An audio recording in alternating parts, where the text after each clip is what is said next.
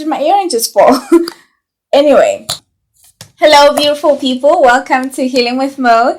This is Mushidedi Lishamela. I'm a mother wound healing coach and the founder of Temple Beautiful Wellness.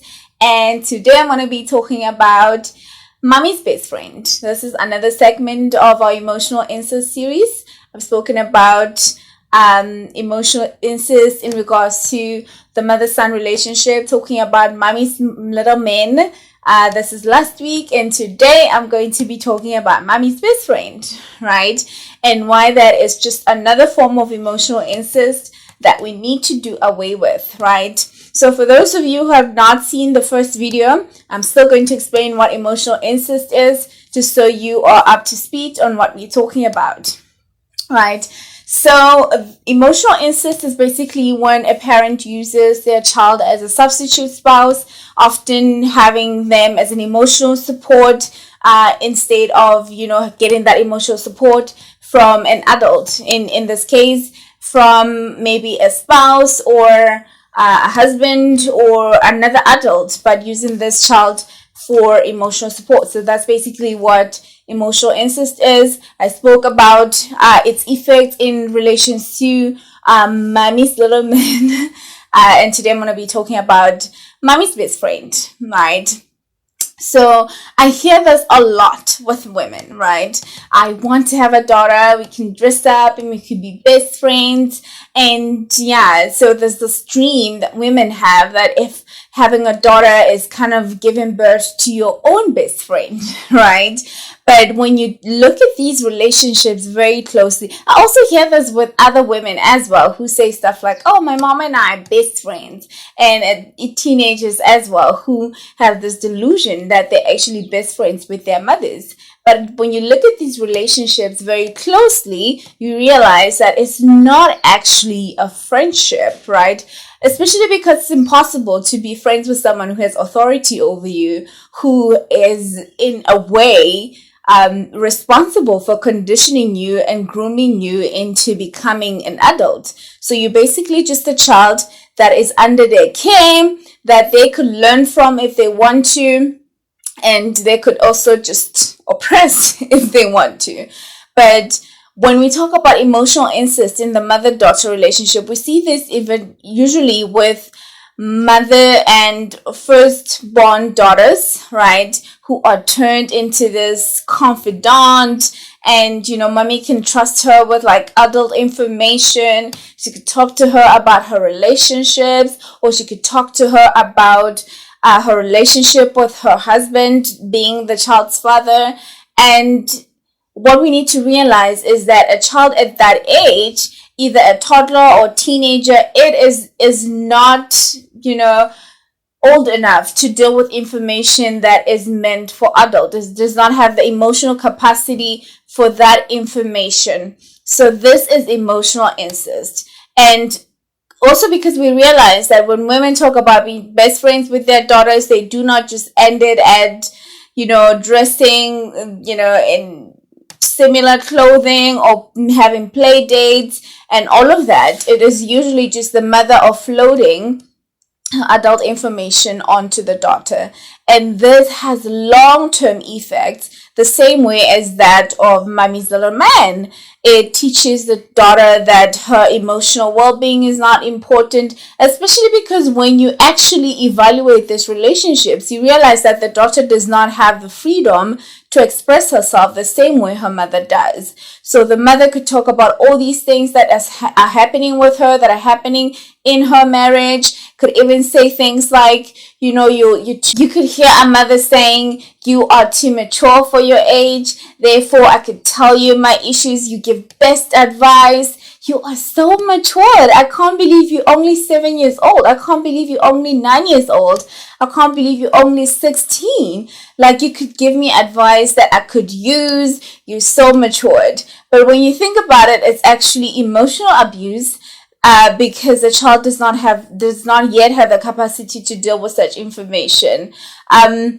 And also because adults are supposed to take care of children, not the other way around. I think I explained this in the past video. I feel like I'm explaining a whole lot of things that I've already explained in the past video, but I'm going to go ahead anyway because I'm not sure if you did watch the first video or if you're going to watch this video before you go into the first video.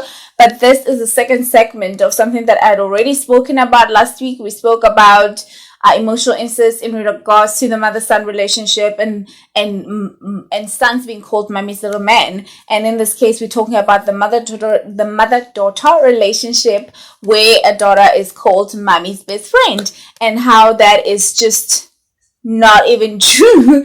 And also it's so sad that it's normalized in our society that we can see young girls being mommy's best friend and having to be trusted with secrets and adult information that they do not yet have the capacity to process, right? So when we're talking about emotional incest in this regard, it teaches the daughter the same things that it teaches a son who is being made into mommy's little man, that their emotional well-being is not important, that their job is to be a support system for the mother. It also makes them a people pleaser. It also just causes a whole lot of depression because the information that they're trusted with, they do not yet have the capacity to even process or understand the way an adult would understand.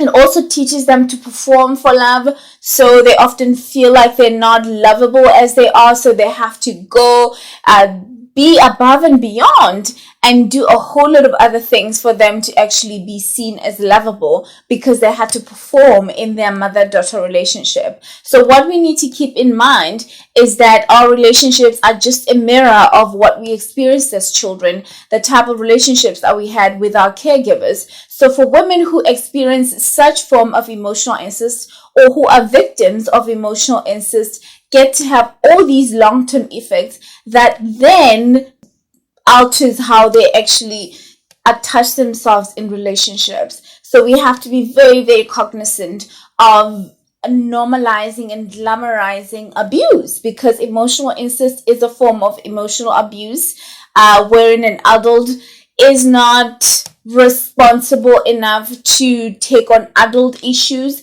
and actually look for support from other adults and actually make friendships with other adults who can offer them that emotional support, or they could work on their marriage, on their relationship, so that they could get such an emotional support, but then they offload this information on a child or a teenager who does not yet have the mental capacity to deal with such issues.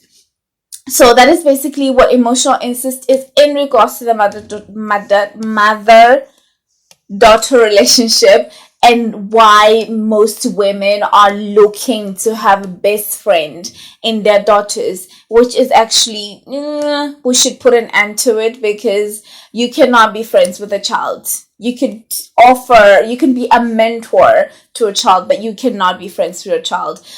So mothers have to mentor their children, and they have to listen to their children's problems, not the other way around, because mothers have already been children, right? And now have grown and have the capacity to deal with children's issues, as opposed to then having a child having to deal with adult issues.